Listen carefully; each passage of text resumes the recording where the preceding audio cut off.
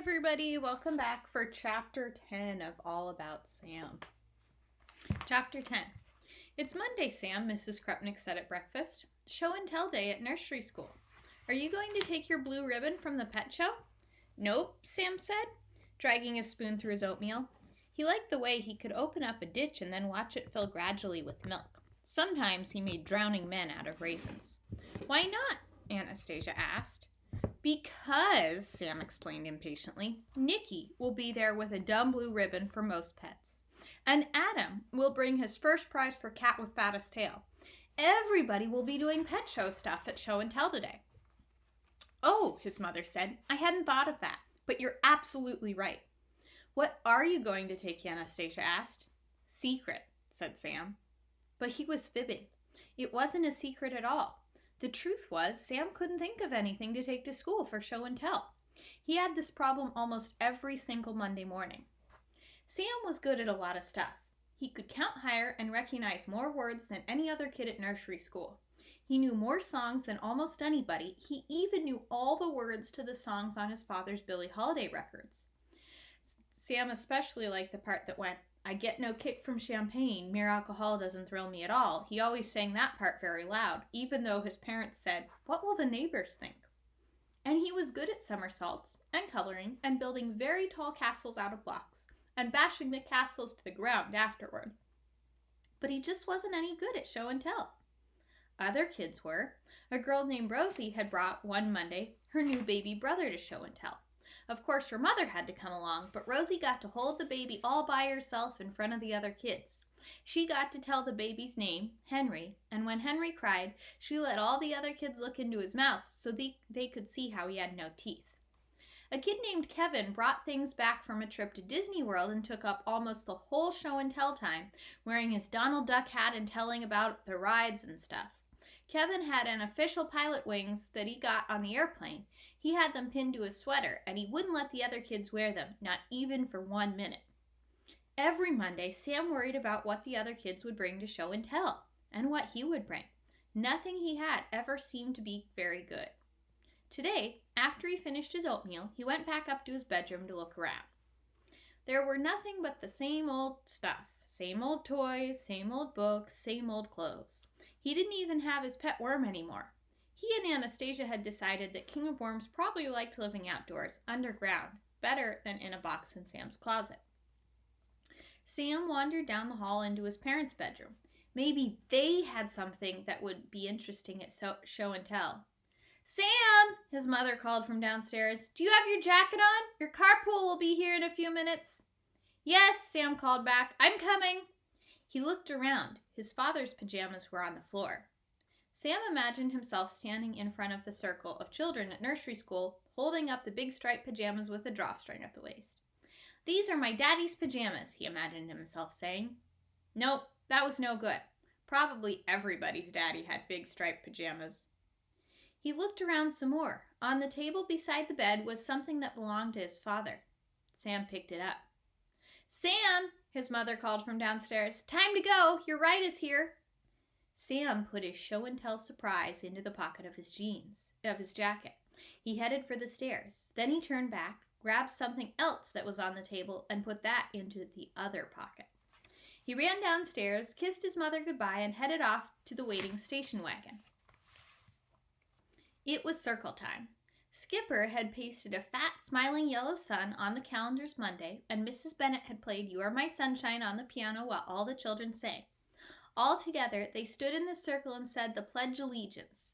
I pledge allegiance to the flag, Sam had said in his most grown-up voice, with his hand over his heart. His other hand was in the pocket of his jeans, holding on to his secret for show and tell. Everyone called, me, when Mrs. Bennet said, who has something for show and tell today? Mrs. Bennet looked around the circle and said, let's let Amy go first. Amy? Sam made a face. He didn't like Amy very much. She had a long ponytail, which was perfect for pulling, especially if she flipped it around right in front of your face. But if you pulled it, Amy cried and told on you. Amy stood, flipped her long ponytail, and held up a postcard. My grandma sent me this, she said, from Florida. Everybody stared politely at the picture of a palm tree. My grandma sent me a postcard from Florida, Rosie said, and it had an alligator on it. I saw a real alligator at the zoo, Adam yelled. 2 alligators I saw. All the children began making alligators out of their hands, snapping them like big jaws, grabbing each other's sleeves and pulling fiercely, the way they imagined real alligators would. Sam didn't. Sam was still holding his surprise in his side of his pocket. Thank you, Amy, Mrs. Bennet said. That's a lovely postcard. Quiet, children. No more alligators, please. Who's next? Leah? How about you? Do you and Rolly have something to show us today? Leah nodded her head shyly, and Mrs. Bennet pushed her to the center of the circle. Rolly was Leah's wheelchair. Once, when Leah first started school, her mother had been there with her. Her mother had lifted Leah out of the wheelchair and held her on her lap so that each of the other children could have a turn in Rolly. Sam hoped that Leah's show and tell would be that everybody could try Rolly again. But Leah put her finger to her lips and said, "Shh, everybody be quiet so you can hear what I learned to do. Zip your lips." Everybody zipped their lips, even Sam. He had to let go of his secret in order to zip his lips. When they were all very still, Leah took a deep breath and swallowed. Then she gave an enormous burp. She grinned. "Fake burp," Leah said. "My dad taught me." All the children forgot that their lips were zipped. They shrieked with laughter. "Do it again," Sam called, and Leah did it again, very loudly. "Show us how, show us how," the kids were all calling together.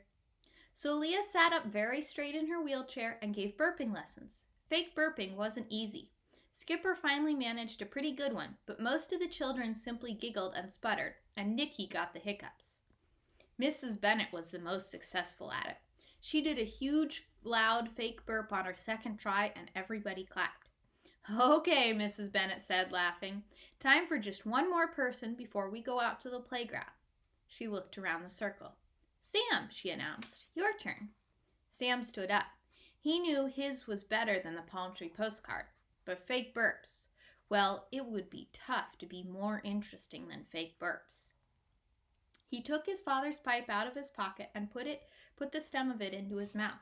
Then he took the lighter out of his other pocket and tried to push hard on the little ridged wheel that would make the flame appear. All of the children were watching in amazement. "Hold it!" Mrs. Bennet said in a loud voice. "Stop right there, Sam Krupnick. What on earth are you doing?" That was a strange question, Sam thought. Anybody could see he was lighting a pipe. But he took the pipe out of his mouth and explained to his teacher. "I'm lighting my pipe. I'm showing how I smoke my pipe." "Not in this nursery school, you're not. I'm ashamed of you, Sam. Does your father know that you took his pipe?" Sam hadn't even thought about that. When he took the pipe, he'd been thinking about being interesting at show and tell. He hadn't thought of it as taking, as stealing. He wished he had been the one to do fake burps instead of Leah. He wished Mrs. Bennet's angry face would go away. "It's not my daddy's pipe," Sam said. "It's my pipe. My daddy has a different pipe. We sit around and smoke our pipes together at home." "Oh," Mrs. Bennet said. He could tell that she didn't believe him. "And my mom and sister, they both smoke big cigars," Sam added. His voice was a little quavery. It was quavery because he was lying, but he couldn't seem to stop. Mrs. Bennet took the pipe and the lighter from Sam. She knelt beside him and put her arm around his waist. Sam felt terrible. All the kids were staring. "I'm very glad Sam decided to give us a lesson about health and safety," Mrs. Bennet said. "You taught us all an important thing, Sam." "I did?" "You certainly did. We all need to be reminded how dangerous fire can be, right?" "Right," said Sam. "And we should never, ever play with lighters or matches." "No," Sam said in a loud voice. "Don't anybody ever play with lighters or matches." "And what do we think about smoking?" "Yuck!" Sam shouted. The kids in the circle all clapped their hands and yelled, "Yuck!" Sam looked around and grinned. He was being a bigger hit than Leah. Mrs. Bennet kept the pipe and the lighter. She said she would send them back to Sam's father with the carpool driver. Sam decided, as he was putting on his jacket for the playground, that when he got home he would have a serious talk with his mom and daddy and Anastasia too about safety and health. He would also teach them how to do fake burps.